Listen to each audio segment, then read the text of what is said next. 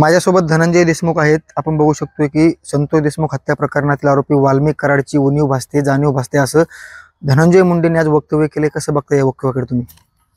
ह्या सगळ्यांनी मिळून जे केलेलं पाप आहे ते काही दिवस अगोदर हे अंग झटकायचा प्रयत्न करत होते, परंतु खरं कधीच लपत नाही आणि खोटं कधीच झाकत नाही। त्याप्रमाणे आज यांना ह्याची स्पष्टोक्ती द्यायची वेळ आली की तो जो आरोपी आहे या खुनातला, खंडणीतला जो मुख्य सूत्रधार आहे तो यांचा सहकारी आहे आणि त्याच्यामुळे कुठलंही नुकसान झालं तरी मी त्याला सोडू शकत नाही। आणि नक्कीच खून प्रकरण असतील, खंडणी असतील किंवा चुकीचे काही कामं असतील, हे कमी प्रमाण त्याचं झालेलं आहे। त्याला जे नवीन आलेले SP साहेब आहेत किंवा राज्याचे मुख्यमंत्री आहेत त्यांनी बऱ्यापैकी याला कसं कमी करता येईल किंवा गुन्हेगारी कशी संपुष्टात येईल त्यावर त्यांनी उपाययोजना राबवल्या आहेत, परंतु त्यांना या सगळ्या चुकीच्या गोष्टी परत चालू करण्याची उणीव नक्कीच भासणार आहे, कारण हेच सगळे कटकारस्थान करणारी कंपनी आहे।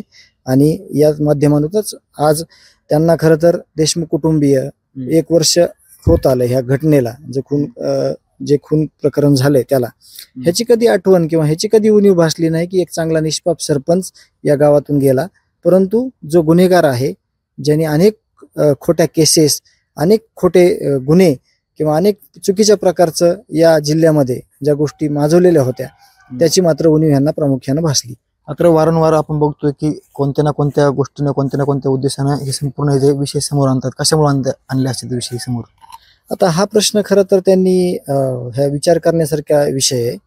मुख्यमंत्री साहेबांना किंवा विशेष करून अजितदादांनी या गोष्टीवर गांभीर्याने घेतलं पाहिजे। अजितदादांनाच विचारलं पाहिजे त्या लोकप्रतिनिधीला की नेमकी कोणत्या पद्धतीनं आणि कशामुळं एक उणीव भासतीये, काय चुकीचे काम बंद झाल्यावर कशामुळं उणीव भासते हे अजितदादांनी विचारलं पाहिजे। तर पंकजा मुंडेंनी देखील भाषणामध्ये म्हटलेलं आहे की गावासोबत किडे रगडले जात आहेत।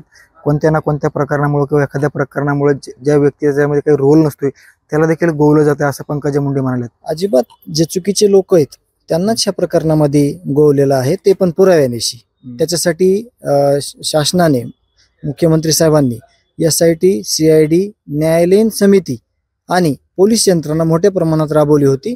त्यांच्या तपासाअंतीच जे लोक गुन्हेगार आहेत त्याच लोकांना गोवलं आहे, असं विनाकारण कुठल्याही गोष्टी अंगावर घेणं हे चुकीचं आहे। नक्कीच ज्यांनी चुकीचं काम केलं त्यांना त्या प्रकरणामध्ये गोवण्यात आले। त्याचबरोबर धनंजय मुंडे यांनी जे वक्तव्य केले याचा विचार अजित पवारांनी करावा असं देखील आता धनंजय देशमुख यांनी म्हटलेलं आहे। साम TV साठी योगेश काशीद, मस्साजोग, बीड।